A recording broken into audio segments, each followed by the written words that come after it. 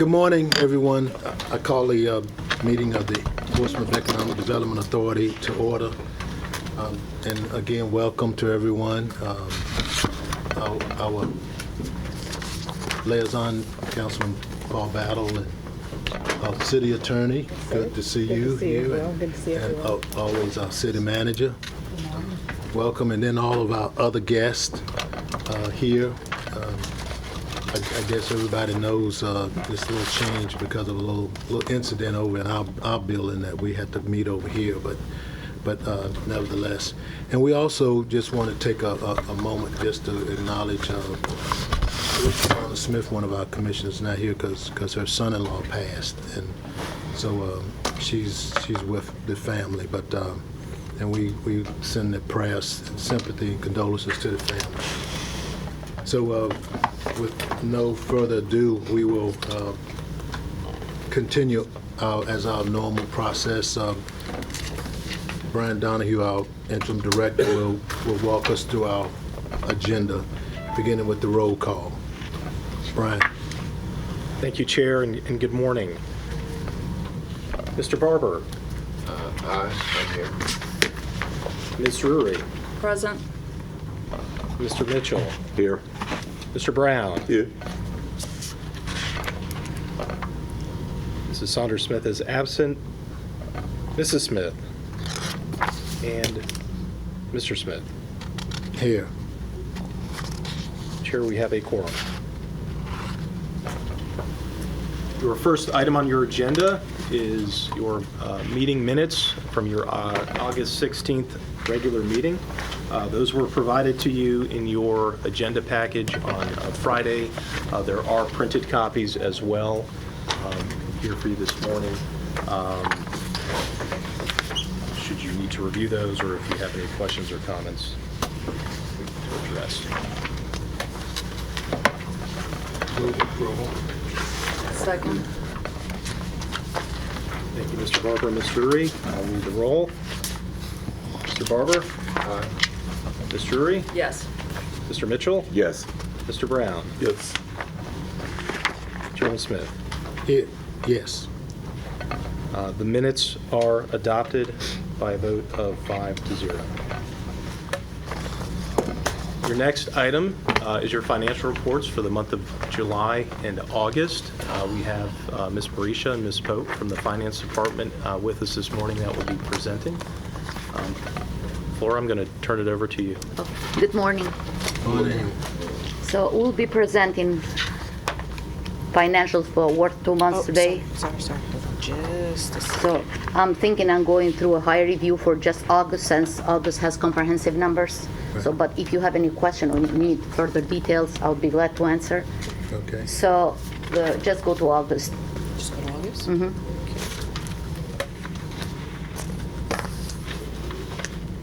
The first page of this financial is a net position, which is equivalent to the balance sheet report, and it shows the Economic Development Authority wealth.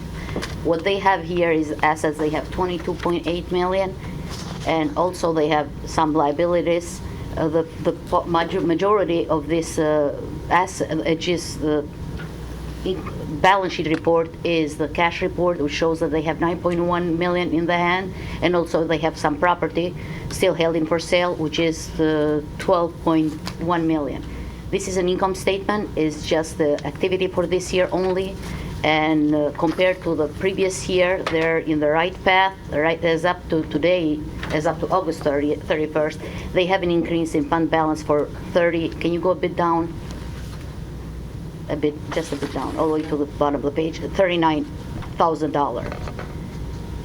The next page, this is all properties that Economic Development held for sale, and it's the total amount is 12.5 million. They didn't have any sale this year at all. So this is year-to-date budget, and it shows the budget report that was supposed to come, for 4.4 net loss, but as up to today, August 31st always, it's profitable for $39,000. And this is all grant payables that they have outstanding. It shows the amount that they awarded But what's important, what we count for, is the amount remaining to be paid. And this is the grant. You can go next page. So they have real estate investments, Smart Start, and if you go all the way to the last column is the amount remaining to be paid, which is, in this case, Smart Start is 0, but the other one, the top one, the business, the real estate, it's 104,057 to be paid.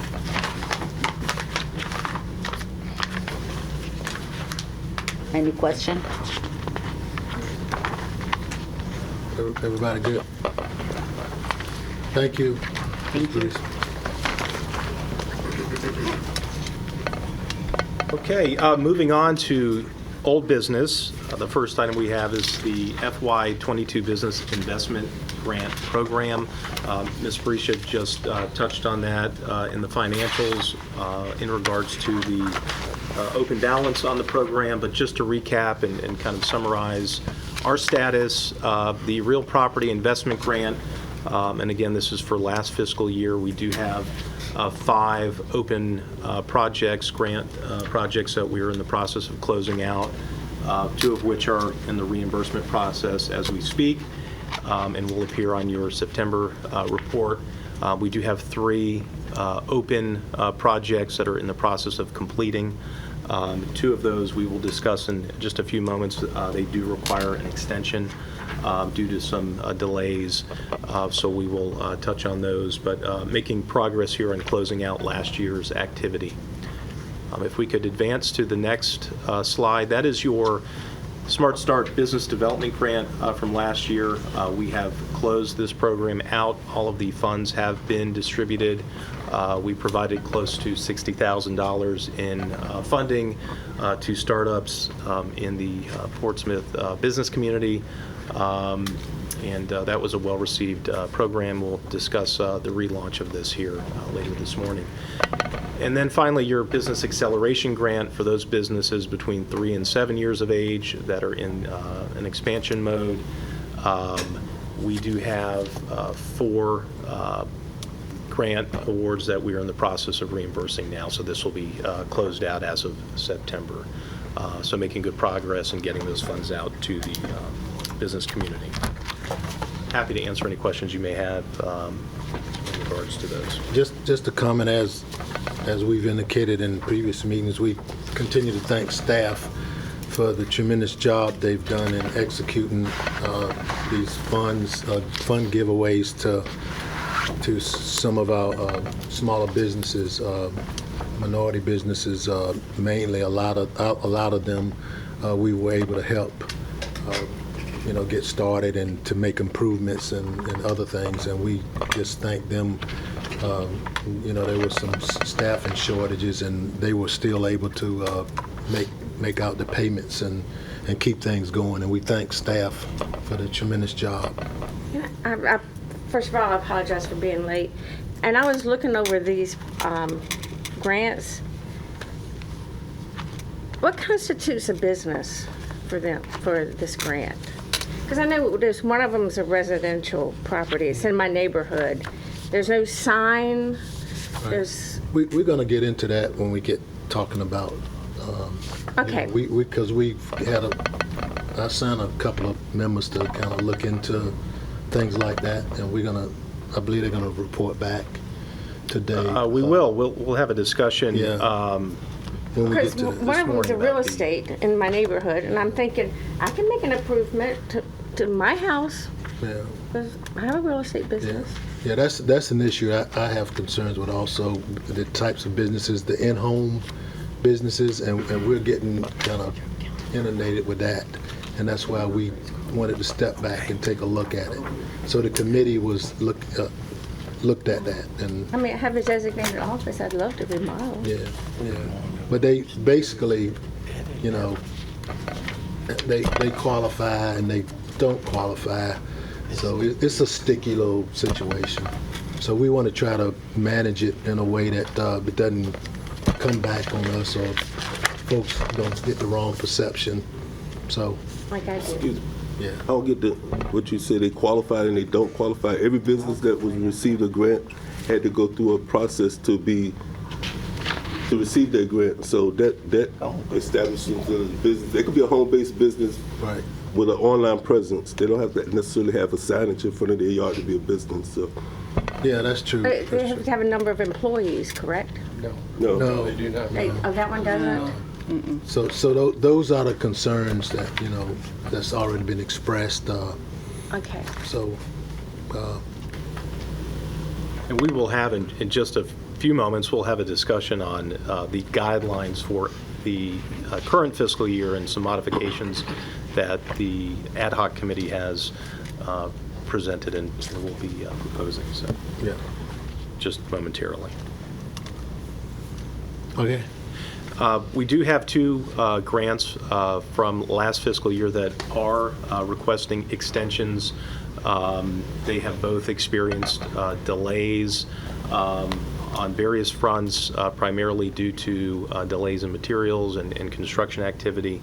I think, as everybody is aware, the last few years have been challenging on many levels, but certainly supply chain conditions have limited the availability of materials, and construction contractors have also been limited in availability as well. So the two businesses that have received grants that are requesting extensions are Privilege Premier Restaurant, that's at 600 Court Street. They were awarded a grant in March of this year. They have been provided an administrative extension that provided a total of 6 months. They are requesting one additional extension to finish the work that's in progress there at 600 Court Street.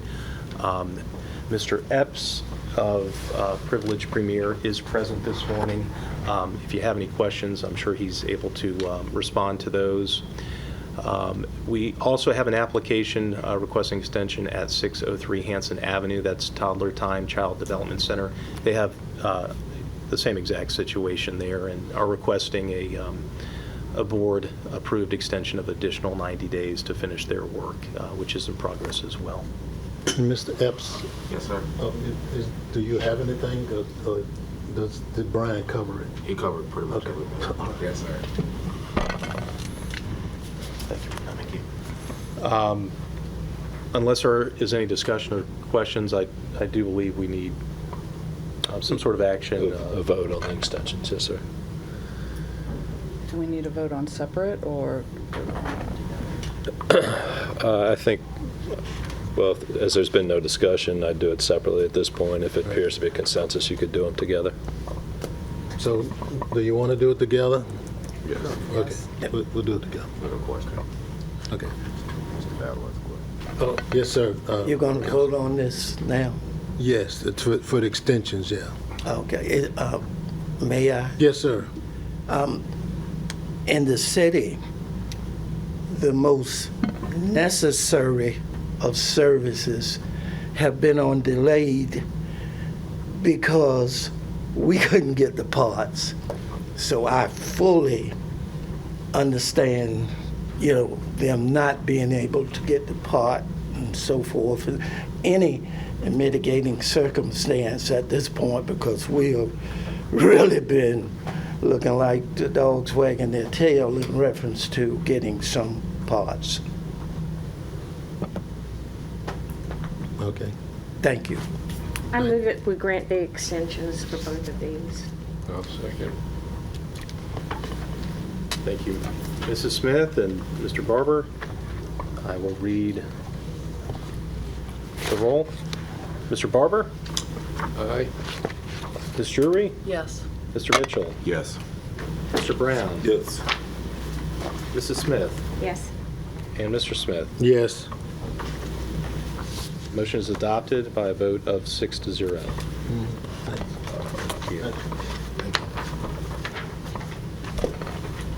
Okay, we are now going to review and discuss your FY23 Business Investment Grant Program guidelines. We have met over the last several weeks with the ad hoc committee, which consisted of Commissioner Barber and Commissioner Saunders Smith, to review your three programs. And those are, again, the Real Estate Investment Grant, your Smart Start Business Development Grant, and the Smart Start Acceleration Grant program. And we do have some minor guideline revisions that we are proposing for you this morning. We have found that the programs worked very well last year in their form, but there were some things that did come up. Mrs. Smith, you have just mentioned earlier this morning a concern you had. So we have worked to, I think, address some of the instances that came up over the last fiscal year that we felt needed to be either addressed or defined further in the applications. For your real estate investment grant program, Mr. Barber, if it's fine with you, I'll kind of run through the changes, and I welcome your input on all three. We are proposing that with respect to the eligibility, that for grant requests specifically related for security improvements, that the expansion requirement that we currently have in the grant program would not apply. We currently require an existing business to expand by 30% of their gross area in order to qualify for the program. We are proposing to eliminate that requirement for grant requests strictly for security improvements. We feel that that is something that is in demand. It certainly is a change that would assist with crime prevention and crime fighting initiatives that are currently underway. And this is actually a scenario that we provided for previously, is you could apply for that solely on its own. We have also recommended that strictly residential uses would be prohibited from applying for the grant. So this would relate to business operations such as a residential group home, which we have seen previously. In addition to that, a use such as a residential Airbnb, which is something that had come in for consideration previously. We would recommend that that be removed from the eligibility from the program. We are proposing that we move to a submission schedule that would be based on a quarterly round, and that is proposed to start October 1. We would run that round for the month of that quarter, and that would allow for individuals to submit their applications over the course of a month, and then the following 2 months of the quarter would allow for staff to review, process, bring a grant, if necessary, before the EDA for approval, and then would allow for an additional 30 days to complete any remaining activities, and really to kind of catch our breath. This was, as Chairman Smith pointed out, quite a heavy lift last year, and we want to ensure that we're able to manage the workload appropriately and timely, and not experience any delays in our efforts here.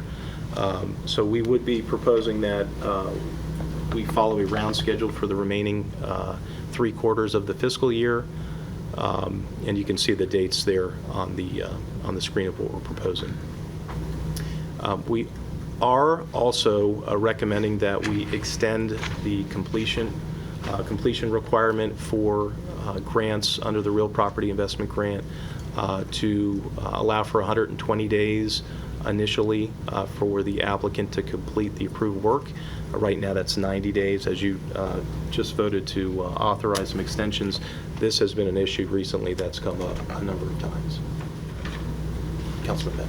So you're saying this applies henceforth, and those grants that you've already received will be eligible? I mean, those applications for the things that you specifically eliminated here will be applicable at this time, but from this point on?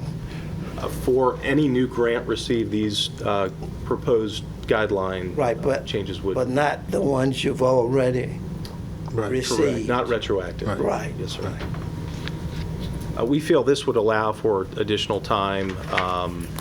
As you've seen, it's requested frequently, so this would give some additional time. And it would free you up not to look like this was specifically made for something in the past, yes. We would still have the ability to provide an initial administrative extension of 90 days, but if any additional time was needed, we would again be bringing that before the EDA for approval. Mr. Brown? Properties used strictly for residential use. Once zoning approves a place for a home for business, how are we gonna pretty much establish if it's only for residential use or if it's part of the home is being used for business purposes? In the case of a group home, if they have individuals staying in certain rooms, but they use a portion of the house for business to administer the group home, the activities and facilitate the group home, would that exclude them from that clause there? I can understand the Airbnb, but the group home is kind of like a touchy thing because we had a conversation about that a few meetings back. So, to answer your question, and you raise a good point, I think we'd be looking at what the primary use is, the principal use that would be taking place based on the issuance of their business license and the activity related to it. It would also be highly dependent upon what they are requesting the funding for. So in a situation where a group home was operating in a residential unit, but there were ancillary activities going on, maybe managing that, I think that would be somewhat secondary to the principal use. So in short, that would not be eligible under the guidelines that we're proposing. gotcha. And y'all can correct me if I'm wrong, but as the commissioners here, we kind of set the rules and the parameters as long as we don't violate, laws, and we don't want to be perceived to be discriminatory either. Right, that's exactly why I brought it up, because it was like we were ostracizing two types of businesses from participating in the grant program. But this just gets some gray areas because of the way we've set up our previous guidelines, and we just want to make sure everybody, as Ms. Smith said, and if she wants to, she can expound a little further. Well, to me, it looks like I could go to my office and tell people, if you want to set up an office at home, go to the city, tell them you want to take a portion of your house, make it your office, and go to the EDA, and they'll give you money to help you do that. There's nothing wrong with doing that. Isn't it? No, it's not. It's not. But because by the time they get to even applying for a grant, they've already went through a city process of being zoned, being licensed by the city, and if not, then the EDA will send them back. Because one of the people that applied for a grant told me the process that they had to go through. They got sent back to get all of their ducks in order before they even received the application or was able to complete the application. So there's a process that they go through to make sure that they're a business before they even get to the point where they applying for grants with us. And one thing too, we have a limited amount of money that we have at our disposal, so I think we can set parameters and guidelines to. I think because you based it on the use, I think when you talk about what actions are going to take place in the business and not so much the structure of it as much, and so it goes much to your point. I think if we focus on the use, I think we stay out of trouble being discriminatory or excluding particular businesses. But to your point, I think what the EDA looks at in some of these guidelines are what are they doing? Well, I mean, one of them is a real estate business. So that's why I guess I'm using that as an example. If I could just add, to the discussion, this grant is strictly related to, real estate improvements. So you're talking about commercial properties. But this one particular is in my neighborhood, on my street. We have I know had it is other, we residential. have had other grants. One was a real estate office that applied for one of the Smart Start programs. So not necessarily real estate improvements, more related to the startup of a Right. business. But that's the one that I was referring to. Neil, I was going to say, typically, we don't have that situation with the real estate improvement because there is a 50-50 match requirement. The more, the home-based business issue is more relevant in the Smart Start and the Accelerator program, which will be the next two grant programs that will. I may have gotten that one maybe mixed up. yeah, Can I yeah. just ask a question? And applying, it doesn't grant the grant, so that means it's going through the voting. So each one of you individually will vote on this grant. So if you have any objection, you just discuss and see the whole paperwork and don't approve them. And like you mentioned before, it's dollar per dollar match. So you have to spend $10,000 to get $10,000. So not everybody will apply. Right. And just, I voted against one in a previous meeting, you know, so yeah, you do have, as Ms. Parishna says, the two not. The option to say no, yeah. Yes, go ahead, Neil. Okay, I'll reserve comment until Okay. the next one. All right, let's go ahead. I actually have a question on this one. Okay. It's just the security, totally different issue. Okay. When we're talking about the security, I just want to be clear on the paperwork, the ineligible improvements include security fencing, so we are keeping that separate out. We have, that has been previously something that the board decided to not allow for. Right, I remember that, but this, I just wanted to make This sure. would primarily be related to security cameras, security Okay. systems, Okay. lighting, improvements and things of that nature. Yep. But not fencing. Okay, so we'll move on to the next. Yes. So moving on, your Smart Start Business Development and Acceleration Grants, these programs are nearly identical, so we have put them in the same slide here. Again, we are proposing that residential use businesses are prohibited from applying. This does not mean a home-based business, but a residential use. Applicants are required to submit a business development plan and/or marketing plan and a statement of need detailing how the grant funds will be used to advance and accelerate growth of the business. This is not necessarily new. We've just further expanded and defined this requirement. It was something that we felt needed to be explained further. We are, again, proposing to go to a round-based submission schedule, so identical to what we discussed with the real estate grant. We are proposing that here as well. In terms of eligible activities, we have further defined small-scale production, manufacturing equipment, machinery, and tools to allow for businesses that have equipment requirements that previously I think it was a little bit of a gray area what was and was not eligible, so we have further defined that. And then we have explicitly stated that residential use, furniture, and decor would be ineligible for the program. This gets a little bit into that, again, residential use category that we've discussed. So again, we've made some very minor modifications. We think these will help individuals in applying and having some clarity about what is and is not permitted, and will also aid in staff's ability to administer the programs. I'm happy to answer any questions, and Mr. Barber, please feel free to add. Just a fairly quick elaboration. During the subcommittee meeting, particularly the first meeting we had when Teresa was able to attend, we had a considerable discussion about what is the purpose of these two programs. And the discussion related around home-based businesses, which we just talked about, and the other one was the types of businesses that are there.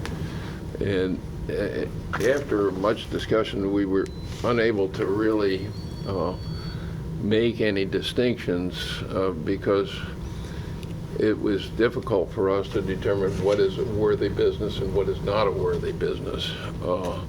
You know, a home-based business can be a contractor who's a painting contractor, and he hires people.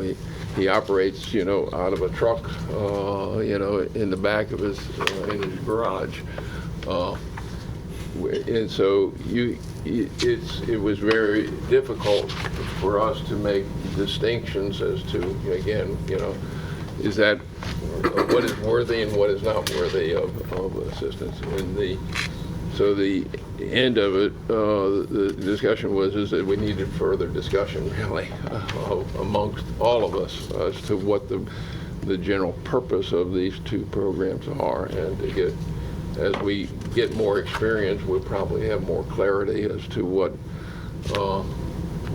you know is questionable and what is more worthy. But right at the present time, the subcommittee was unable to come back to you with a firm recommendation.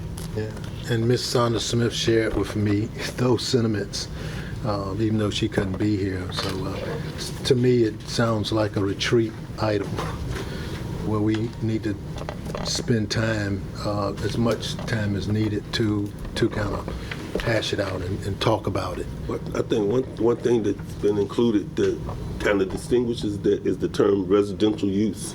Yeah. We didn't see a lot of that before this Right. particular round of grant activity. So you caught on from the last time and included residential use in it, but I think that's a little distinguishing factor right there. Right. That will help, you know, and myself, you know, because Is this? and it can be complicated, but I just feel like the available funds a lot of times can determine how liberal we can be or how extravagant, you know, because when you go into certain areas, my opinion, you kind of reach it. Eligibility. So, Businesses with 10 full-time. okay, That's what I said earlier.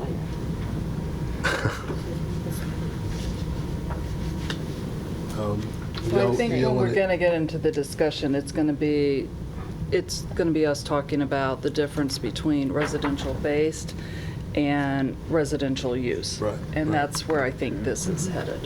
right. And there are so many residential-based now. I mean, it's the new trend, so we're going to have to address it and honestly, in my opinion, embrace it because it is the way Right. the world is going. Right, and we'll have time more to deal with it. So, but this is what your committee, you and Ms. Saunders Smith, along with Mr. Donahue, y'all gotten together and y'all making this recommendation. So at this time, we can accept it with the intent of, you know, revisiting it when we have more time. Is that your recommendation? Okay. All right, so was that both now? We done with? Yeah, that's We have yeah. covered all three of Right. the grant programs and the proposed updates. Okay, because this is 2 in 1, yeah. Okay, so, yeah, we'll entertain a motion. And I did just clarify with the city attorney's office that we can vote on all three to accept the changes for all Okay, three together. and that's good with everybody, all three? Yep. Okay. All three? Mm-hmm. All right. Motion? So move. Second. Thank you, Mr. Barber and Ms. Drury. Roll. Mr. Barber. Aye. Ms. Drury. Yes. Mr. Mitchell. Yes. Mr. Brown. Yes. Mrs. Smith.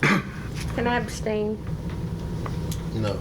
Do you have a What conflict reason? on it? Reason? I want to study it more. That's not proper for an extension, I don't think, y'all help me. Can I abstain? She can abstain. She just has to state a reason. I mean, Right, right. Yeah, so that's a You have reason. that's a to state a reason. valid reason, and I don't think your reason is valid, but I'm not a lawyer. Yeah, I mean, technically, I think you're supposed to have some sort of conflict know. that necessitates. Okay. Thank you. All right. The vote was a no. Okay, Mr. Smith. Yes. Okay, the motion is adopted by a vote of 5-1. Okay. Okay, All right. your next item is we are revisiting the RFP for commercial real estate services. We have been working for some time to get a commercial real estate broker under contract to work on behalf of the Economic Development Authority for both the disposition of EDA-owned property and acquisition of property as well. The RFP was originally posted in April of 2022 and closed on May 17th. We did receive 2 responses to the request for proposals. We had reviewed those as a committee. Mr. Barber sat on that committee for the review, as well as myself and Ms. Kroom. And we did recommend the selection of one of the 2 respondents to enter into negotiations. I guess it's okay to share at this time who that is and the conditions in terms of the agreement. Sure, Mr. Miller. Harvey Lindsay, Commercial Real Estate, was the successful respondent to the RFP.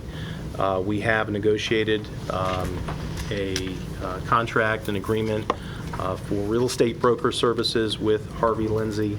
The terms are consistent with the prior contract that the board had on a previous occasion.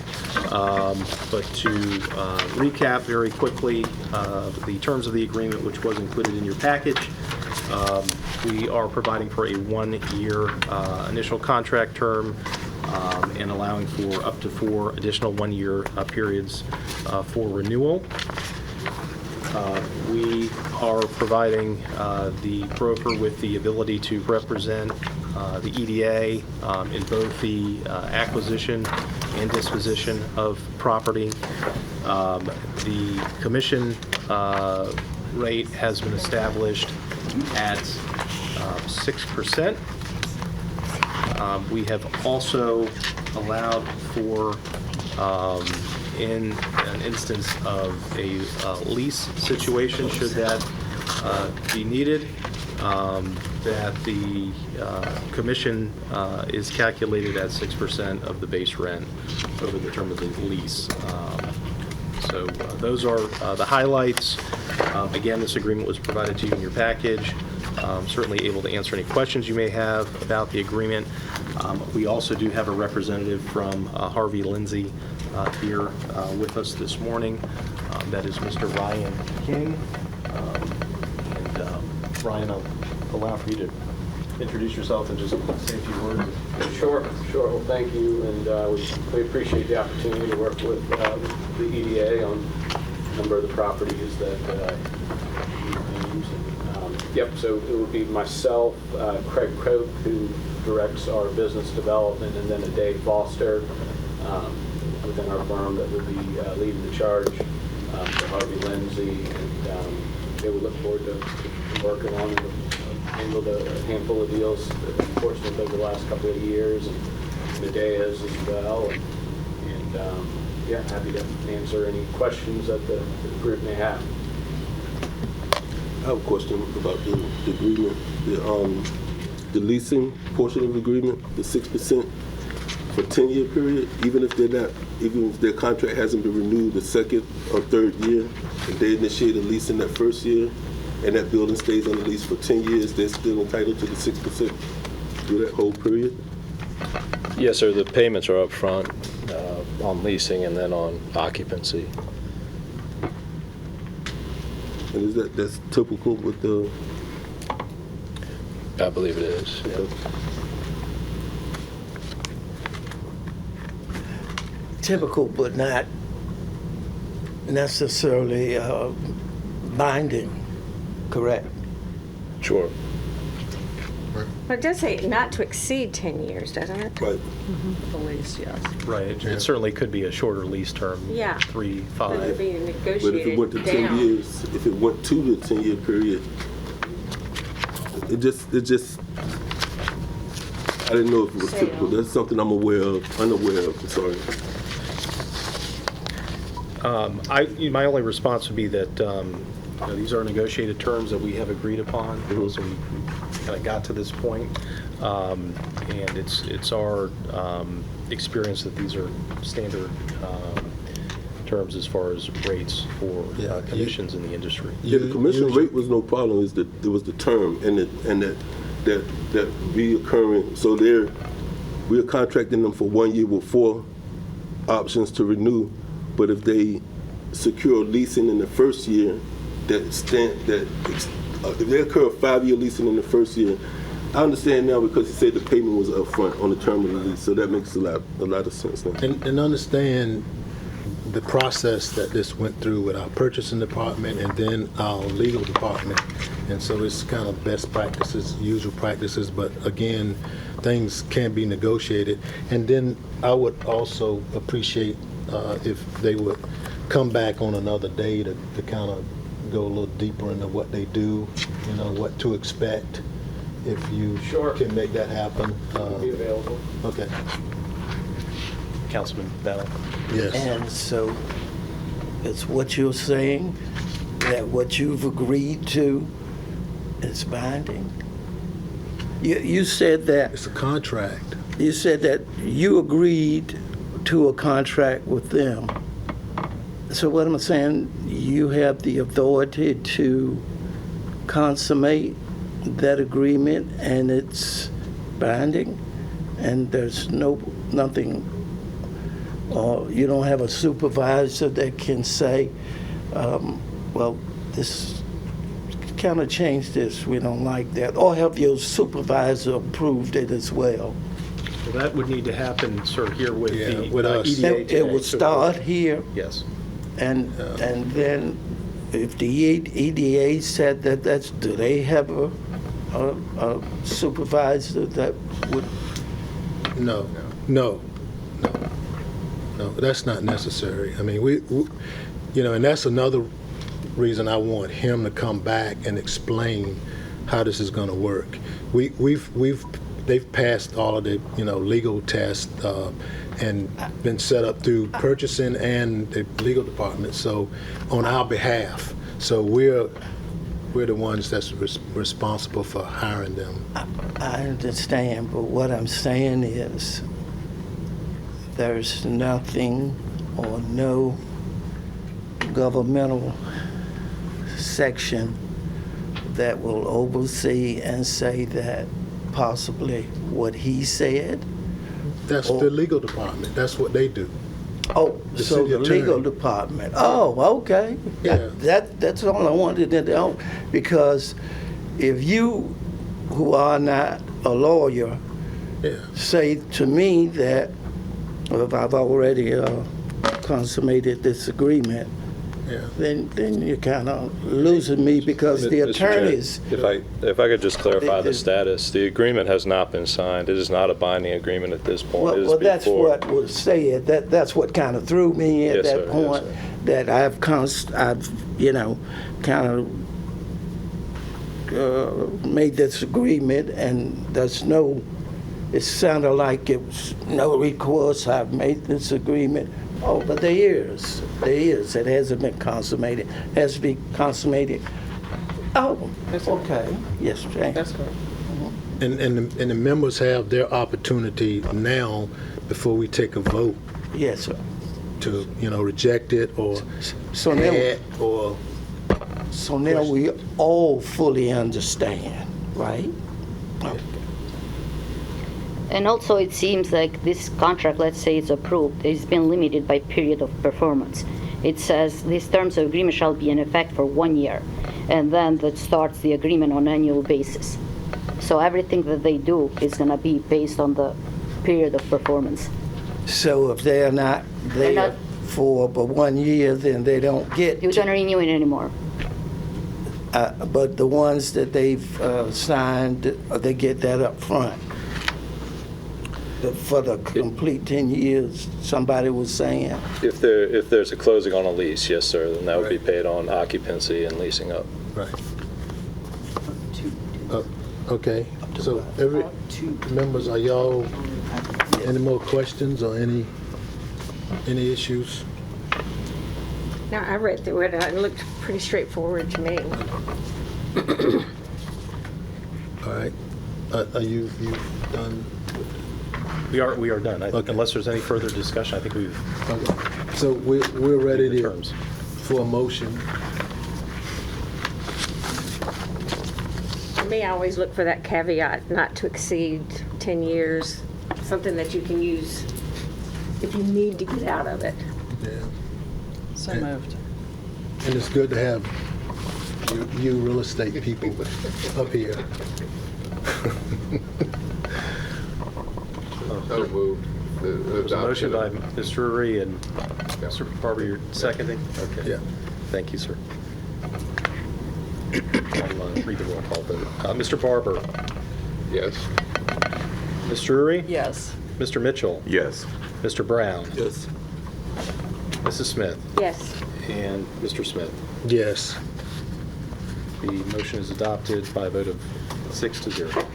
Okay, and make a note to get him to come back to kind of, Yes, at a later date, we will have representatives from Harvey Lindsay come back, and we'll be talking kind of about our strategic approach and how they're going to be integral to that process for property acquisition and disposition. So Okay. that will definitely come very soon. thank you. Moving right along. Thank you. Thank you for being here. Okay, I'm just going to give Ms. Kroom a moment here for the presentation to get loaded. Under your new business, we do have a couple of presentations this morning, the first of which is a sponsorship opportunity and request that we have received from B-Force Black Brand, which is a small business incubator and training organization that operates in Portsmouth and other cities within the region.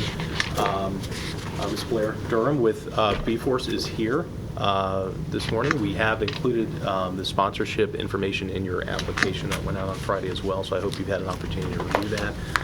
But Blair, good morning. Good morning. And thank you for coming in with this opportunity. Just to kind of preface this real quick, we had a really close working relationship with Black Brand and a number of the members of a cohort that they assisted over the last fiscal year in putting them through a small business incubator program, and I'm sure she's going to speak about that.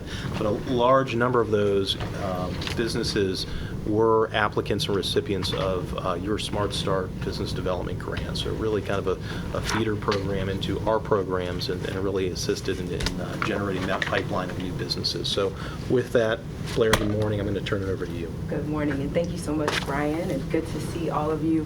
Can you hear me in the back, Michelle? I'm okay? Okay. I am Blair Durham. I lead Black Brand. We are the region's Black Chamber of Commerce. We were established, we'll be 6 years old next Thursday. So delighted that we have survived. And just going to share a little bit about the B-Force Accelerator Initiative. There is a video that will play where you'll be able to see and get some information about those businesses that participated in the Portsmouth Spring cohort. I will just say, in getting started, that B-Force was kind of 4.5 years in the making. Our organization was really beating our head against the wall, trying to figure out how do we leverage the intellect, the skills in the Black community, right, the professionalism, et cetera, to be able to assist businesses that really needed it. And so very thankfully, last year we were able to launch B-Force Accelerator as a beta pilot, and we partnered actually with Michelle and Portsmouth Partnership to do that. Got some funding from Go Virginia and Truist and others. And it took really last year to figure out, okay, can this work? What do we need to tweak? And then come back this year very strong. We have serviced 98 businesses this year. We have another start actually later this afternoon in the city of Norfolk, another 37 businesses that are going to be getting underway with this 12-week program. So just a little background there. So just an overview of what we provide. It's really a threefold kind of initiative. We are offering workshops that are focused on financial planning, strategic planning, and organization planning. So they come in for 2 hours a week and are really engaging with the ecosystem. A number of professionals throughout Hampton Roads make this program happen. They are also engaging with technical assistance providers. And that's kind of the bread and butter of the program, is their ability to work one-on-one with accountants, attorneys, marketing professionals, et cetera. And then it's about the community that is created as a function of this cohort. And so by the time they're done with that 12 weeks, they have completed a capital-ready business plan, their 5-year pro forma financial statements, and then they have access to this Rolodex of advisors. We always say that, you know, every business needs a climb team, particularly in the case of minority businesses where we know that 94% of them are one-person businesses, kind of like what you alluded to, ma'am. So that climb team is the CPA, the lawyer, the insurance person, the marketing person, and the banker. And that's really what we are providing here. Very thankfully, we were able to partner with the city of Portsmouth, and a lot of the businesses received their very first capital injection by virtue of the great work that you all have done here building that grant program. Can you, excuse me, can you keep your voice, your volume up a fluctuating? little? Okay, I'm sorry. Because it's being recorded and we wanted listening to hear. Thank you. So I talked a bit about the technical assistance that is provided with the program. We started with really just a focus on accounting, legal, and marketing. But in working with the businesses, we realized there's a tremendous need across the board. So now we've brought in credit repair specialists. We've got IT professionals. We've got human resources professionals that can come alongside them, offering 1 to 5 hours of assistance. You see here, photography is a need as well. So as folks are putting together their websites or maybe needing to update those websites, they want to make sure that there are professional photos that they can include. We're even now able to offer videography. So a business can get a 30 or 60-second commercial by virtue of going through the program. Was that better? I talked about technical assistance, but I will just say one unintended consequence of the program or outcome of the program is the support that we're providing these technical assistance providers. So we pay them handsomely, $100 per hour. They are largely Black business owners here in Hampton Roads, and so they're growing their businesses at the same time that they are helping our business owners to get through the program as well. I do have a video. Can we press play on this? Will we get audio? Should. Are you able to press play on your screen?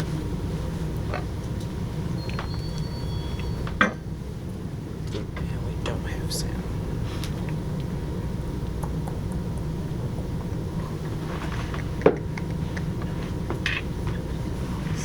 Oh, sorry. Forgot I was messing with it. Let's see if I do it this way. I should have warned you. Activate. My apologies. Yeah, it's not gonna play. No? I can send it. Okay. We can email it out. Okay, some great information in here though, just around the various resources that were provided to that cohort, the number of hours of technical assistance that were provided, the number of businesses who, by the very end of the program, had received grants through the city of Portsmouth, et cetera. So I do encourage you to take a look at it. Before you get to it. Oh, sorry, you were in the advance. Okay. We're working together. So one question that we get asked about the clients is what percentage of them come from low and moderate income census tracts, excuse me. And so you can kind of see that reflected here. A growing percentage of our participants do come from low and moderate income census tracts. And then we've also partnered with VWIC, which is Hampton University's program. We are onboarding 20 of those participants this fall. And we also have a contract with Virginia Community Capital to provide technical assistance for their clients or prospective clients as well. Some of the metrics that we're tracking. So we really want to see this have an impact. So we're not only looking at the capital that's coming into the businesses, we're looking at the revenue growth, we're looking at and helping folks to attain certification through the program, so that's something that we're tracking for sure. Business development, we often say we're just one stop on the business development journey. So we want to ensure that these businesses are connected to all of the wonderful programs in Hampton Roads and that they continue. So now that they've started working on their businesses, we want to make sure that they continue in that fashion. We're of course tracking the number of hours of technical assistance that we're providing. We're wanting to see them grow their staffing as well, even if it's they've brought in an intern or they've brought in someone part-time. So we're tracking that. And then we're also tracking contracts that are awarded by virtue of certifications or other relationships that we've helped them to develop. Members of the B-Force Accelerator team, just wanted to show you all the very capable folks that are bringing this program to life. Brian Owens is our program manager, has a ton of experience in the accelerator world. So he founded a tech company and has been through some of the largest accelerators you can think of, Google accelerators in different countries, came back here, went through 757 Accelerator as well, and just has a real passion for the minority business community and is really bringing tremendous leadership to the program. Rebecca Richardson is phenomenal. She's a PhD student at Old Dominion who is also super passionate about the work that we do, helps us with all the pieces and making sure that the communications happen. So just wanted to share that. And then some additional partners and funders to the program. This is, as I mentioned, just a tremendous undertaking that would not be possible without the support of the folks listed here. So that is all for my presentation. I'm happy to take any questions that you all may have. Hoping to bring this program back to Portsmouth this fall and this spring. Very, very excited about it.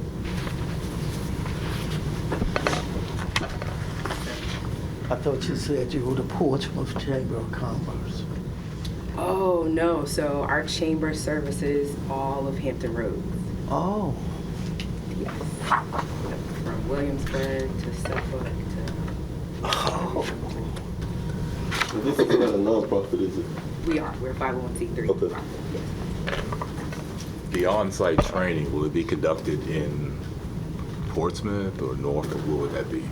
So we conducted, well, last year we conducted it virtually primarily, and then this spring we conducted it here in Portsmouth, and we'd be happy to continue in that fashion.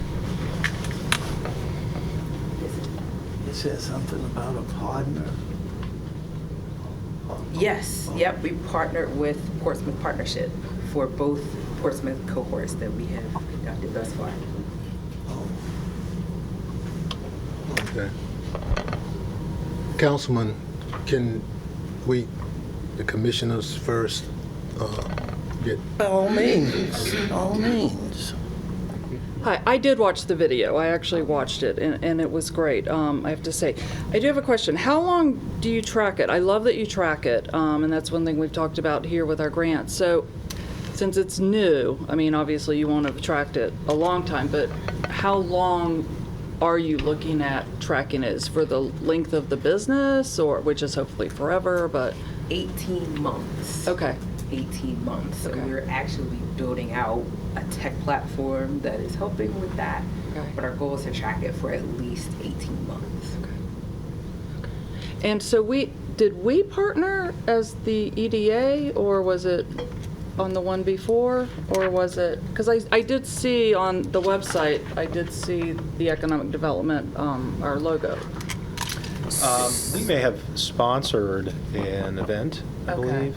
Pam, correct me if Yeah, I'm... just an event. Just an event, okay, that's, because I couldn't find it in my notes, okay. So the partnership with Black Brand is the training portion of their program. We refer our businesses through as part of one of the components. One of the requirements is that the individual has to go through a business training program, whether it's with the Portsmouth at Work Center or another vendor, and Black Brand is that other vendor. So yeah, Okay. that's the partnership for the accelerator. I'm just curious, do you how many active businesses here in Portsmouth do you have now? As members or that went through the Went program? through the program? Yeah. Oh, man. I'd have to look Participants? that up. Yeah. Okay. But I know we graduated over 30 businesses from the program on May 3rd at the Renaissance. Which was here? Okay. Yeah. That are in Portsmouth. It was 70. That was- Okay, yes. And Yeah. Michelle was reminding me that we had over 70 that completed the program, the Startup Stability Program that we did So last year. total is probably just over 100. Portsmouth-based businesses? So the last cohort, 15, went through the grant program. Okay. That's pretty awesome. 50%, yeah. Right. Yeah. What are we doing to attract more Portsmouth businesses? Because I noticed the chart where Norfolk was like way up here and Portsmouth was down here. So what are we doing to attract more? Yeah, so this meeting is a part of it, right? So we have tremendous support for the Norfolk program. Rockefeller kind of came in and said, we want to fund businesses that either are physically located in Norfolk or whose business owner resides in the city of Norfolk. And so that's why we've been able to kind of run with that piece. But we're looking to, talking with Chesapeake, talking with Newport News, because one of our funders, we're going down November 4th, they've decided that B-Force Accelerator is the best practice for minority business development. We expanded across the footprint. We'd like to see it first happening here in Portsmouth. Mike, Councilman, you I remembered that we had a presentation where we had about 667 folk to come into the one that we offer, and it was about 447 that had graduated. And I'm elated at that point that we have been that successful. So although I don't know what we're saying here, but I'm very partial to that program and the independence of it. Now, if you all are talking about some type of a referral or in addition to that's independent of what we're doing, I don't mind, but we are Portsmouth people. We need our own. Now, I'm not saying everything good. I want some of it. So if there's a way that they can come in and they can meet certain obligations that we can't meet, then I'm in favor of it. But the independence of what we are doing, I 100% want to keep it like that. So can I help clarify and Yes, respond to please. that? So Black Brand is a great partner of the Portsmouth at Work Center. We work hand in hand, and what we do is we evaluate the needs of the business owner. And of course, it is their preference of where they want to receive training. The Portsmouth at Work Center does have a small business center with training opportunities that are in addition to this type of training. So like right now, there's a whole minority women-owned business training process going on with the Virginia Department of Supplier Diversity. So I say all of that to say we work hand in hand. Blair may end up referring individuals to us if we end up with a business that requires a higher level service than what we're offering, then we refer them to Black Brand. But I want to make sure that it's understood is what Blair is presenting is her training program that she's saying she's bringing on in the spring is specifically Portsmouth businesses. It's not intermingled. Each cohort is singularly focused on each of the localities that is provided in. So the recruitment process is happening now to try to bring in those Portsmouth businesses that are seeking training services that give them time to plan. That, hey, in April, this is going to kick off. So that, because it's 12 weeks. It's 12 weeks that they've got to dedicate to a training program. If an individual business owner doesn't want to participate in a 12-week program, there are other options. We have about 5 options for our business owners to receive that training because, as we know, it's such an important component. But we can't force them to go to one or the other. I know that's not what you're saying. I'm saying us, me, I. Can't force them to take one program over the other. I have to give them the option. So she, like I, is solely focused on Portsmouth businesses when she does this particular cohort. Yes, ma'am, and I'd like our focus to be on Portsmouth businesses. Yes, sir. Although they refer you folk, I'm hoping they're referring you Portsmouth folk. Only Portsmouth, yes. Okay. Yes. We get it. So we need to kind of wrap this up because we got a lot of things left. So we get it. Let me say this. Yeah. Let me say this. Okay. I'm glad you get it. Right. But when you're dealing with city business, it's a bad habit to rush it, to push it, and to, we don't have time. If you don't have time to do city business, you shouldn't be here. Well, we have other time that we're going to do. I understand, but I'm saying if you don't have time, it's impolite to push people. And I still have another question. And I have one as well. Well, but we're going to deal with this. We are not going to make a decision right now. This was a presentation. But you're a poor. We're going to have another time to deal with this. Well, you're becoming a poor leader. Well, when you're not allowing the questions to be answered for the city. Thanks for your opinion. And I know that as a liaison that I can ask questions and not have you to, be so impolite as to cut me off or what have you, because this is not a skim job we're doing. Yeah. Just the top. Okay. I have to get to the bottom of things. Thank you. And the other question that I had, they said they had 80 folk or 100 that came out of the program. How many are still in business? Do we have that number? Yes, so you get back to me later. If you don't have the exact numbers, don't do it. Just tell me later. all right. Don't. Thank you so much. Don't. I appreciate it. Yeah. No, where you going? You don't have to leave. Well, I do have to. Oh, okay. I can't. Okay. I can't work under these conditions with an impolite. Well, thank you, sir. Disrespectful. We have our commissioners first before the liaison. That's okay. Before the liaison. So if you can't understand that, then you got to learn what a liaison does. Thank you. Thank you. Moving right along. Next. Okay. Ms. Crew? Chairman Smith, can I Yes. just make a comment? I just hired a minority business coordinator for the city, so we look forward to working with Ms. Kroon, our partner, with this endeavor.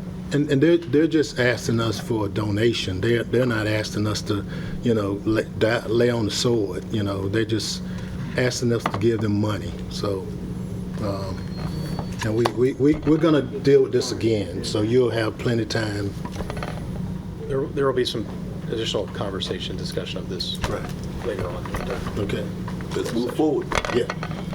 Thank you. Okay, the next item is discussion regarding the city's innovation district and the planning process relating to that development of the plan. We have with us this morning Brian Sweats from the Planning and Community Development Office, as well as representatives from Benchmark Consulting that are working on the draft of the Innovation District Plan. And Brian, I'm going to turn it over to you and the Benchmark team. We've got a few slides. You need them up here?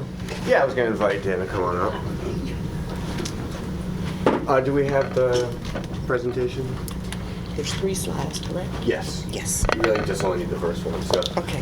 Good morning, everyone. My name is Brian Sweats. I'm with the Portsmouth Planning Department. I'm joined by Dan Douglas to my right with Benchmark Planning and Design Consultants. Also, Jason Epley is in the back next to the door. He's also with Benchmark. They are our partners on this Innovation District project. I want to try to, sorry, I don't have a whole lot of time, so I want to try to give you like a real brief synopsis of what we're trying to do. And then we want to spend the majority of time listening to you all. So the city has created what it's called an innovation district, and you can see the outline of the district here in red. Some of you may be familiar with this from when it's been referred to as Uptown.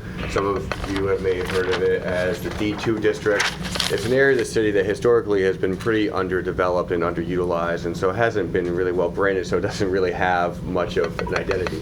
While we're calling it an innovation district now, that name is not set in stone, the same as the boundaries here are not set in stone. These are more a reflection of traditional zoning that has been out there as opposed to a specific boundary for this place. So I want to, that came up a couple times in our listening sessions yesterday. I just want to kind of get that out there so you're thinking about that. Also, the question is, well, what exactly is an innovation district? Well, we're calling it the Innovation District. Again, the name is not something that is set in stone, but the idea here is that we have been working closely with Brian and with economic development to do more of an economic development plan than a traditional planning plan. We view this as a place that we want to attract jobs, not as a place to compete with or extend downtown. We view these as 2 separate places, and we're trying to do 2 separate things. We originally, when we started talking about this in-house, the idea was that we're not looking for someone like Google or someone like Apple. You know, we're not competing in that space. Instead, we were thinking about the growing resilience sector in Hampton Roads. So if you think about, say, flooding is a big problem in Hampton Roads. There's a lot of small businesses out there that are trying to figure out ways to help protect us from flooding or to mitigate from flooding impacts. And those businesses need a place to go where they can grow. And, you know, a group like Black Brand and B4 that you just heard from is an example of a type of group that we've been talking to and that we will continue to talk to as we try to figure out how to bring those businesses here to Portsmouth, because that's the ultimate goal, is to create jobs here in the city. So that being said, this is a listening session. This is for us to listen to you all. And so we would like to spend our time with you listening to either, say, strengths or weaknesses or opportunities or threats that you might think of when you think of this area of the city. Or at first blush, if you think about goals that you all have through your work in the EDA, you know, ways that those might intersect with what we're trying to do out here. We want to hear from you all about what you think would be, you know, effective ways to bring in, or businesses or people you might know. It's an open floor brainstorming session to hear from you. And so with that, I will stop talking and try to give the rest of my time to you all, and you talk to us, and we'll take notes and ask questions where we can to try to get a better understanding for where we're going here. Questions? Well, I, for one, am very excited about what I'm hearing. You know, if you look at wind turbines and some of that we think will be the future, certainly it provides an opportunity to relocate some of those businesses. But I think just as important is our ability to maintain some green spaces, so that we have something that just isn't an array of office buildings, but it gives employees an opportunity to leave out of that environment, participated in green space, more of a community type involvement. So I would certainly be an advocate for that. The other thing is a lot of property there, a lot of residential property. So I think a decision certainly needs to be made in terms of, from EDA perspective, how much of that we can purchase over what period of time. So this may be a 10-year program, 5-year program, but having something that overlays that in terms of where we want to go certainly helps us in terms of property that we might be looking at. And I can tell you, I should have mentioned this during the green space discussion. Some of you all may have seen in the pilot last week that the city was awarded a grant for over $19 million. That grant is going to be entirely within this innovation district. And so the idea of the grant is that we were going to update the streetscape along High Street. We would take it from 2 lanes in each direction with that suicide turn lane in the middle, turn it into 1 car lane in each direction with a median in between. We would have new bike lanes. We'd have a shared use path, walking and bike path for people who don't feel comfortable riding their bike on the street with cars going around. There'd be actual lined on-street parking, and then improvements to streetscape for things like greenery and trees in that area. So the idea is to make it a more attractive place for businesses and people who'd want to be there. Yes, ma'am. What are the parameters you've got end to end? So these are the boundaries as of now. And again, What streets are they? red. So this is the Martin Luther King connector here. Right. So we've got the light industrial area right to the west of the Martin Luther King connector. So this is London here. Oh, okay. County is here. And then we get out to Effingham here. So what's the furthest point out that way? The furthest point out is just a little bit down High Street past Effingham. Okay. But again, these are not reflective. We don't believe that these will be the boundaries when we're done with this project. Part of the conversations that we're having is to figure out where should this district actually be. Okay. That's what I was just curious about. So that corner spot is Starbucks. Yes. Everybody knows that one. Yes. Or Wawa, depending on where you sell. Yeah, exactly. And the Naval Hospital is back The Naval Hospital is to the Way north. off. up there. Up Effingham, yes. So this is also about residential use as well. We would like to see at least some residential in there, because if we find that retail will fit in there, then residential will be there to support the businesses that would come into the district. Now, we want to respect the existing Cottage Hill neighborhood. The city did do a land use plan in this area back in 2017, and one of the things that we found when we were talking to people out there was, the biggest one was, well, please respect what I have right now. And so we attempted to protect, for example, the light industrial uses over here, and then this residential area here, which is mostly single-family residential. They're already struggling enough with the Martin Luther King connector now, running almost over their houses. That's along Constitution. Yep, that's exactly right.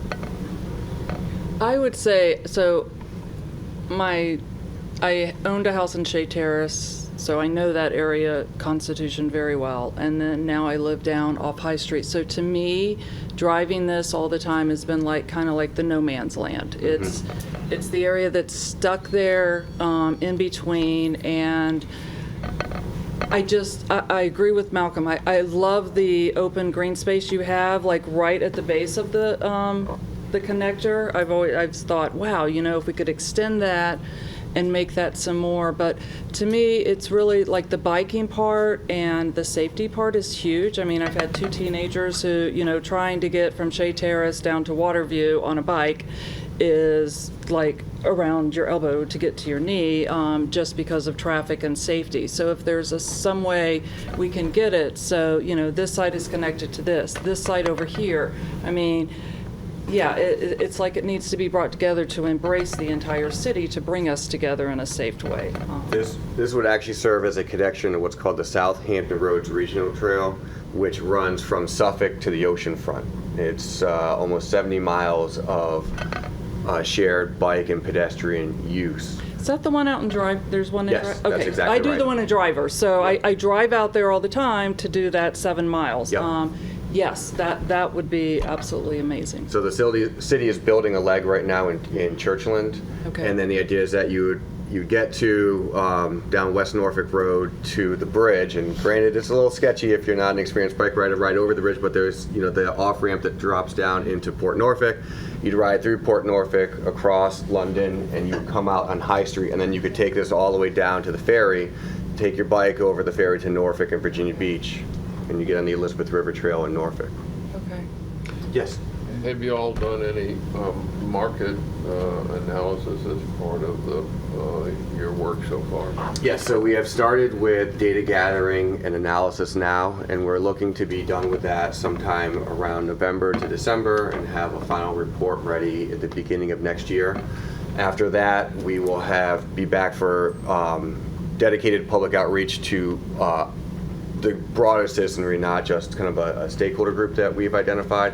So the benchmark group will be back in February, March, April, and May. We'll have a meeting a month in the district. Each meeting will be about 2 hours with 2 specific topics that we will be discussing with the public. So yes, we started the data gathering and analysis.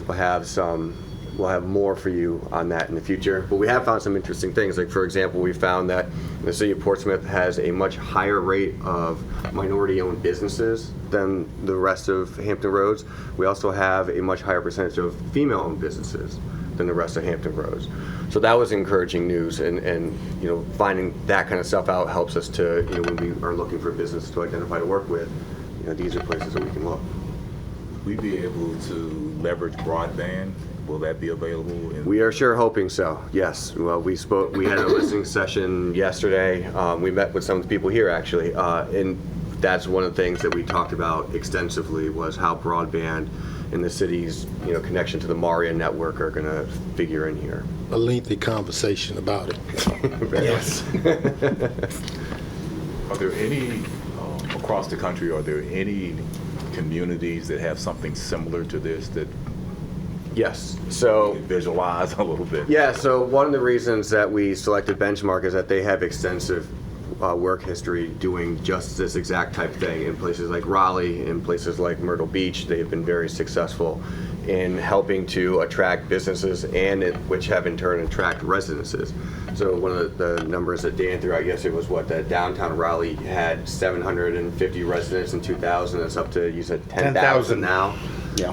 And because of a lot of the work that their innovation district has done.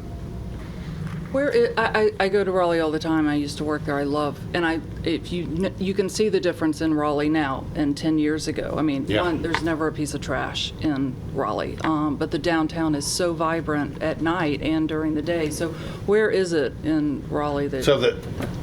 There isn't a formally bounded innovation district, right? But we're in a sort of a different situation in that we're trying to compete with Research Triangle Park, the big behemoth, research and innovation district, 6,000 acres in the middle of the region. So what our goal was early on, we held a number of innovation summits like we're doing now, where we met with focus groups and said, how can we make downtown innovation district? So really it's the entire downtown.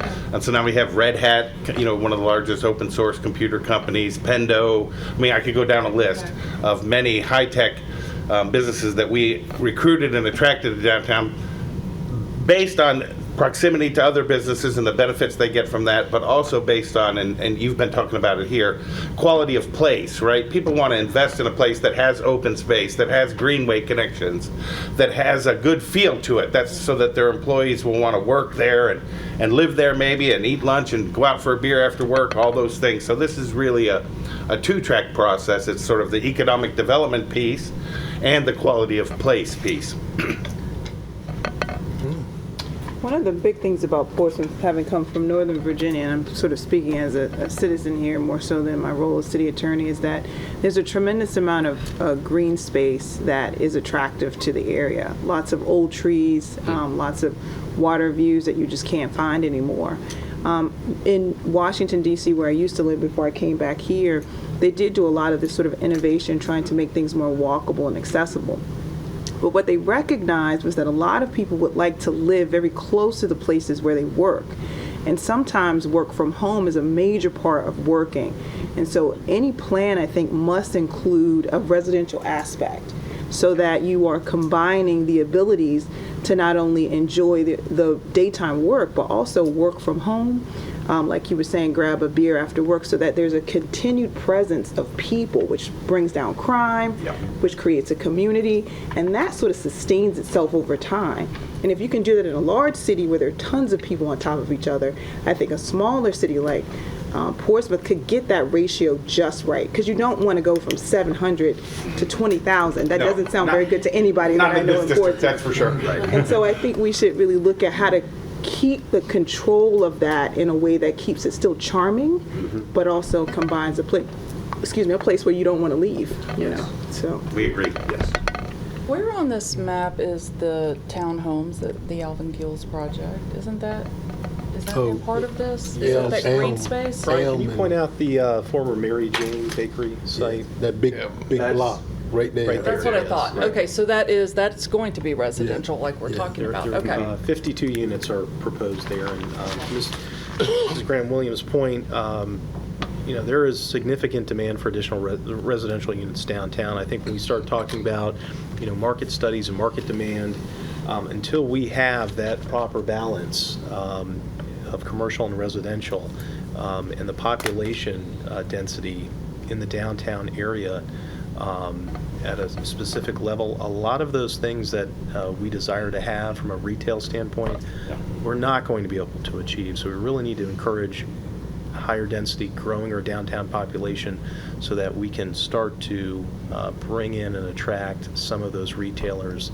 that we desire to have downtown. It's a very fine balance between the two, and how much of either one we want to have. But until we have that density, we're not going to get all the other things that we desire. Yeah, I mean, the old saw is retail follows rooftops, right? So the more disposable income in this corridor and in downtown, the more likely you are to attract the type of retailers that will want to try to get that income, basically, get you to buy stuff from them.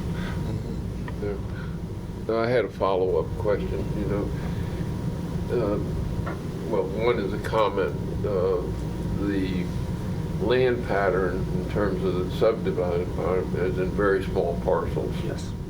Which is a challenge, and you're aware of that. And, yes. One of the roles that we potentially could play would be to help you all in terms of assemblage of property over time. Yes, sir.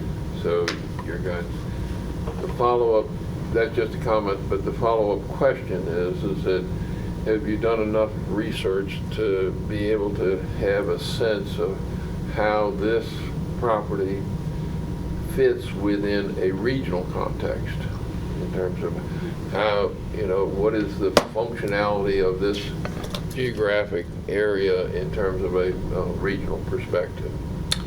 I don't think we've quite gotten there yet. Again, for example, this is Dan and Jason's first trip here for real. It's our second day in Portsmouth, so.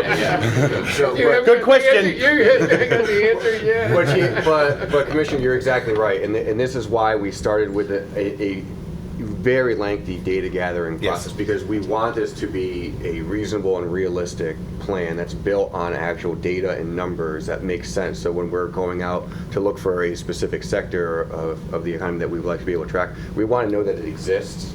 We want to know that it's self-sustaining. We want to know that there's a future in it.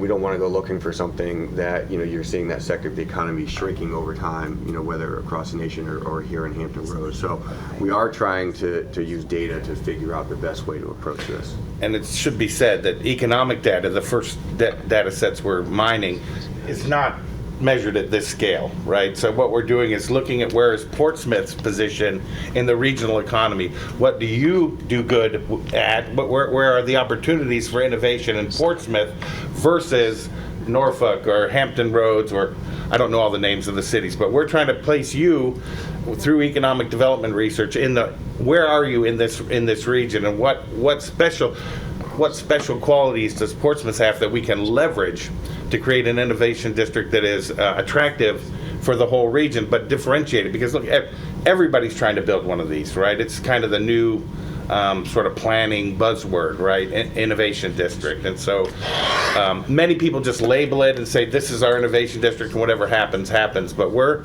through Brian and Brian's leadership, we are really grounding this in data. We've spent the last 3 months trying to gather any piece of data we can find that helps us better understand your position in the economic, region, and to try to identify areas like wind energy, like resiliency, where you can excel and carve out a niche that is, allows you to compete with everybody else. And the broadband is the first key door. Yes. For regional, because we've already have that infrastructure. We just need to get it going and working like it's intended. Yes, without that in the district, you might as well not even have an innovation district, right? Because all businesses now, not just the most innovative, need broadband, fast, high-speed connections, and everyone else is going to provide them around you if you don't. And the speeds that we have the potential to provide are so much higher than elsewhere, and so that would give us a huge leg up. That's a distinct advantage. Does the sonic ring come into this area? Is that another name for the Maria? Okay. Yes, it does. Okay. Yeah. You know what I would love to see, and it kind of goes to your point, Malcolm, is this, and maybe we have seen it, with all the land that we own currently, so that we could see right now what we do own in here.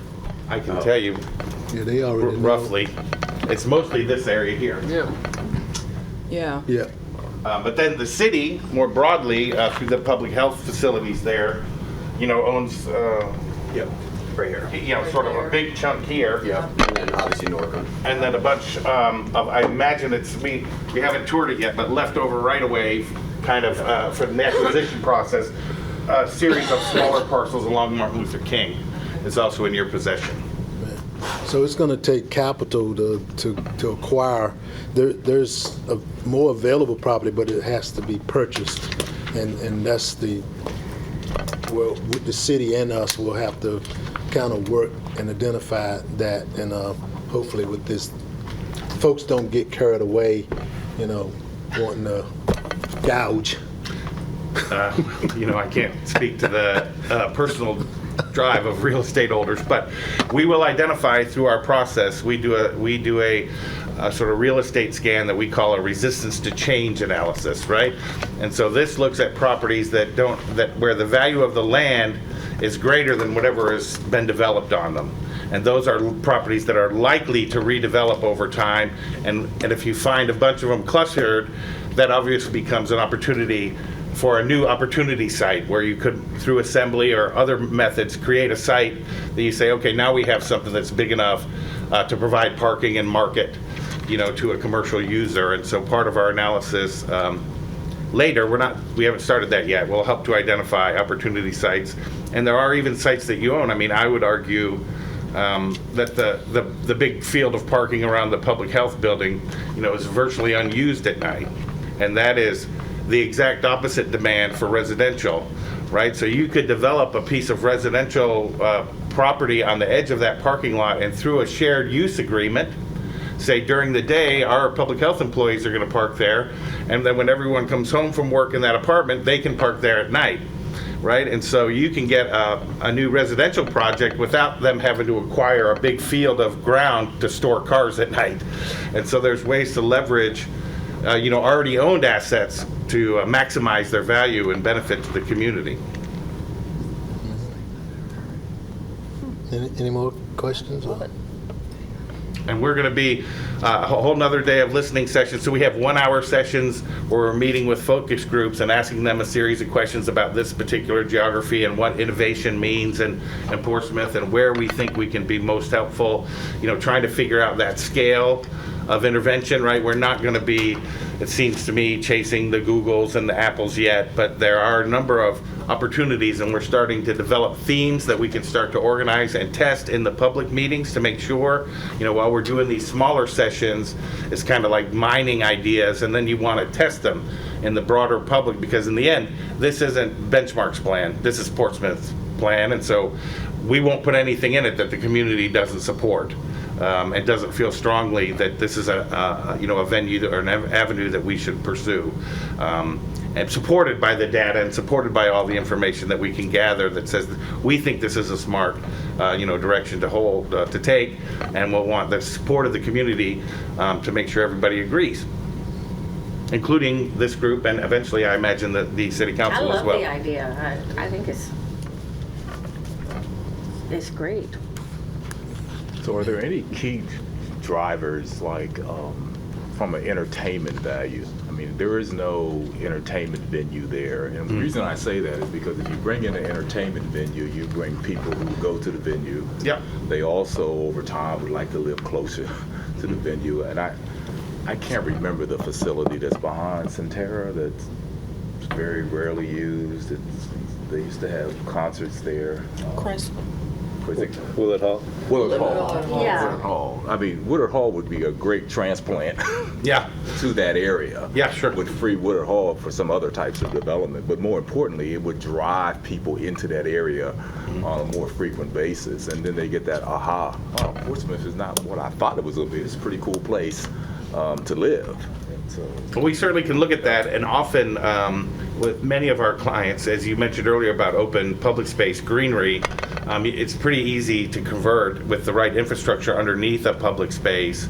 I mean, power for amplification and lighting, to have an outdoor sort of small, not to compete with that guy out the window, but a small outdoor amphitheater where you can have, live after 5 concerts where typically on Fridays all the workers come out and they have a beer and mingle, and this is where often in innovation districts new ideas are germinated and people cross-pollinate and create new businesses that way, and those public spaces are critical for that function. And while they're not covered like a big hall would be, it's pretty easy to program them throughout the summer or the shoulder seasons when it's a little bit not quite so hot, and have lots of entertainment in the squares.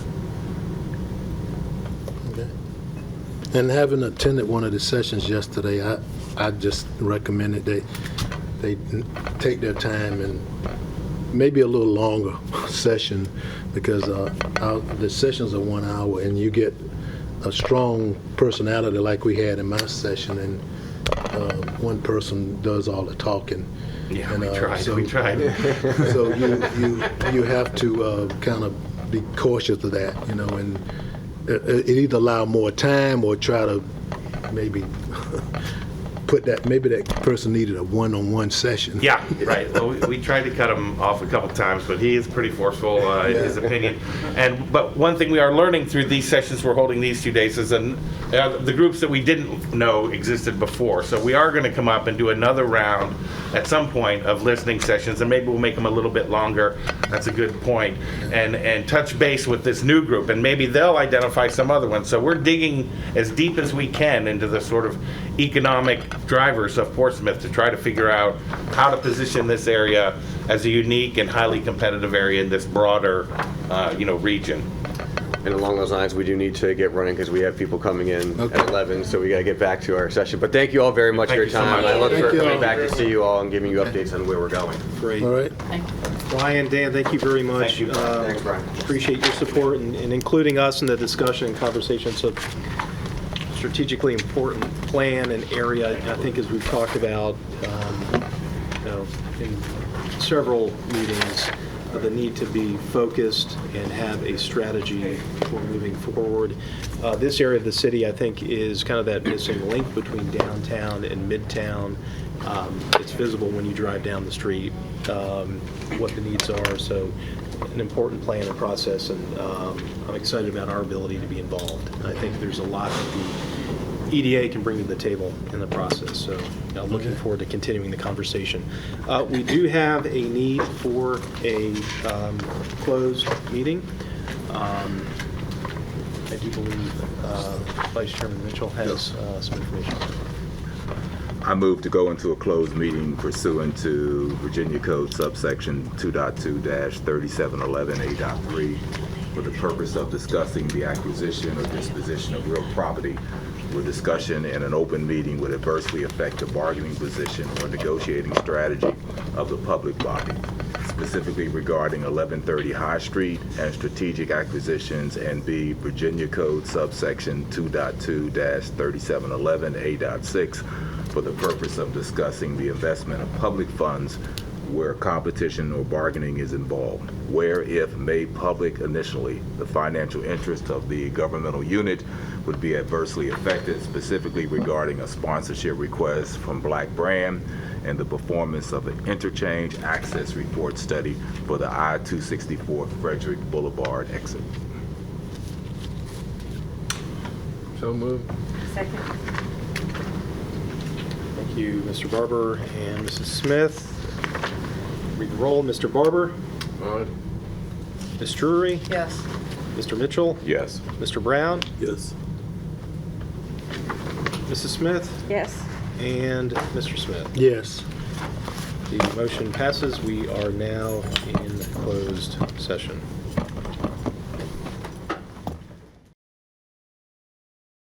I hereby move that each commissioner certify that to the best of his or her knowledge, only public business matters lawfully exempted from open meeting requirements under the Virginia Freedom of Information Act, and only such public business matters as were identified in the motion by which the closed meeting was convened were heard, discussed, or considered, and the closed meeting just concluded.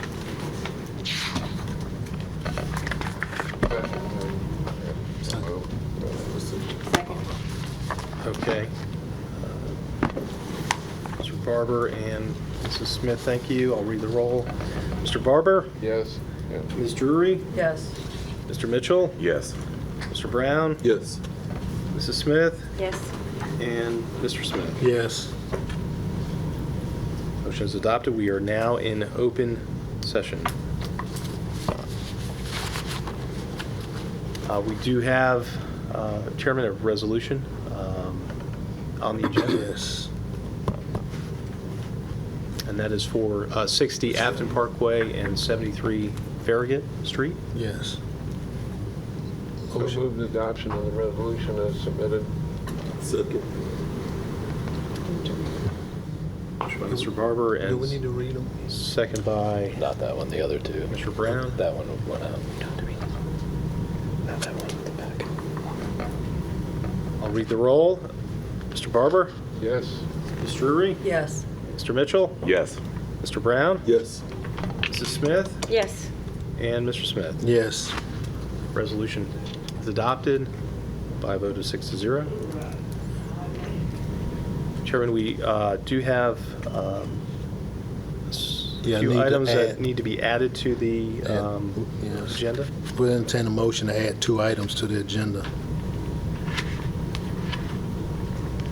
I move that we add the 2 items discussed We'll read those. to the agenda. Second.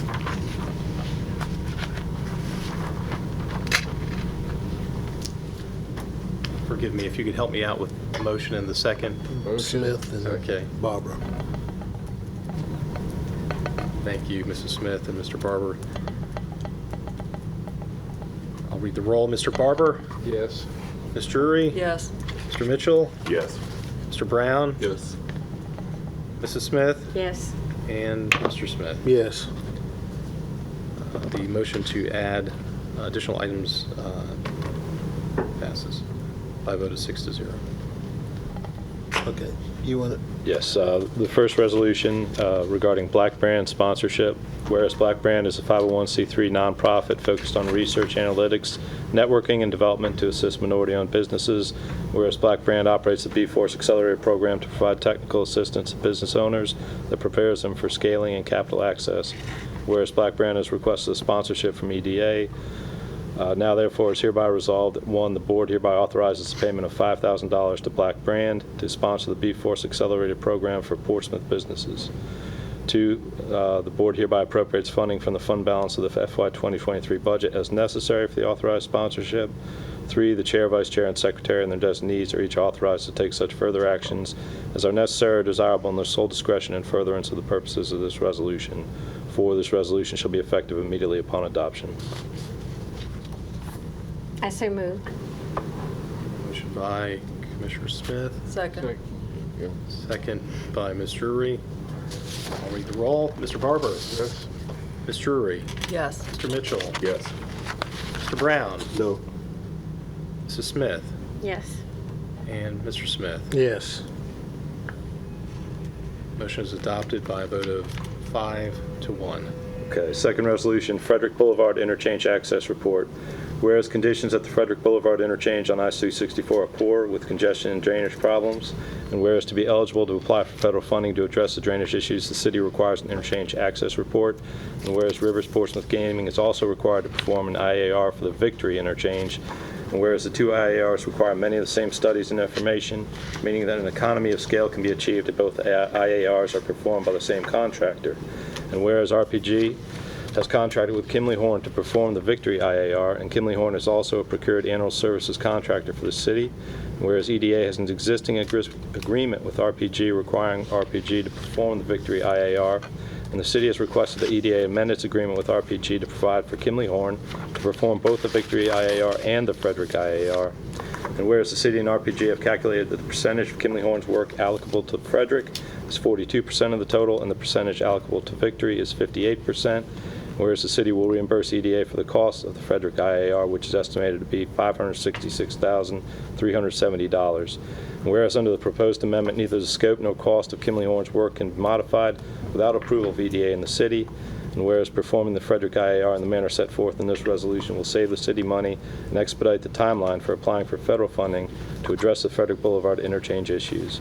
Now, therefore, it is hereby resolved that 1, the board hereby approves and authorizes the amendment of the existing amended and restated Portsmouth Entertainment District zoning application traffic infrastructure agreement to provide for the performance of both the Victory IAR and the Frederick IAR by Kimley Horn. 2, the chair and vice chair are each authorized to execute the amendment. 3, the chair, vice chair, secretary, and assistant secretary and their designees are each authorized to execute such documents and take such further actions as are necessary or desirable in their sole discretion and furtherance of the purposes of this resolution. 4, this resolution shall be effective immediately upon adoption.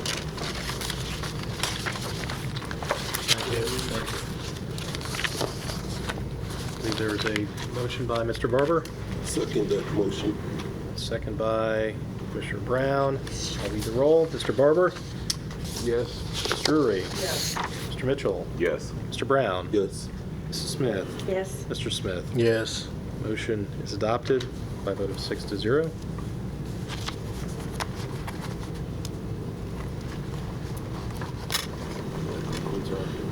Additional items? Okay.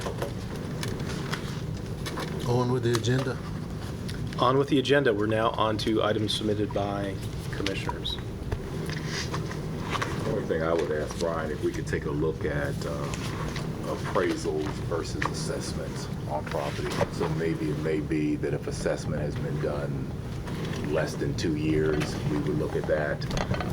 If it's been greater than 2 years and the dollar amount is this amount, that we consider appraisal, make sure that we're getting the most value for the property we're selling.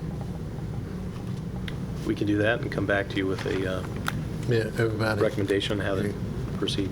Yeah.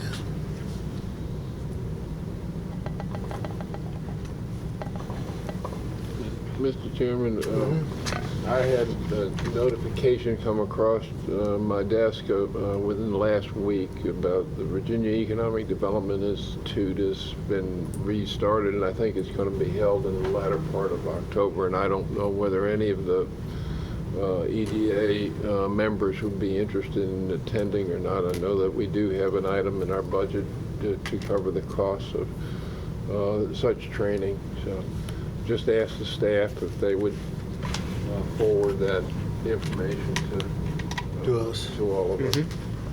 Absolutely. Okay, very good. And if you would, once received, if you have an interest, just respond and let us know, and we'll begin the process of looking at how we register commissioners to attend. Yep. Feel free to sign up. in other words. Is that the one that you said you two had gone to in Roanoke or something? This How one it- is going to be held in Richmond this year. Yeah, we went, it was in Richmond, wasn't it? Richmond? Yeah, Oh, it was okay. in Richmond. Yeah, I was interested before, and then they Right. answered it. It's typically 2 days, I believe, is Yeah, how it they run is. that. Yeah. So there is some overnight travel. One night stay. Necessary, but we'll, for details, and just let us know what your interest is and what you'd like to do. Any other items from any members from the floor? Okay, we're now onto report backs. This is the last item on the agenda. We did have one item that came up at the last meeting. Vice Chair Mitchell had inquired about electric vehicle chargers at the Rivers Casino project. I did reach out to Mr. Roy Corby, the general manager there. He did inform me that they will have EV charging stations present, I believe, a total of 8 at 2 different locations. So 4 at each location. They're on site, dual port charging stations. Very good. And that concludes our report back. Your next meeting is scheduled for Tuesday, October 18th. You'll note I have an asterisk there. That does conflict with an offshore wind conference that our department typically attends that week. I did speak with Chairman Smith, and we're looking at whether or not we have the ability to reschedule that meeting, but we'll be coordinating with everybody on a specific date for that.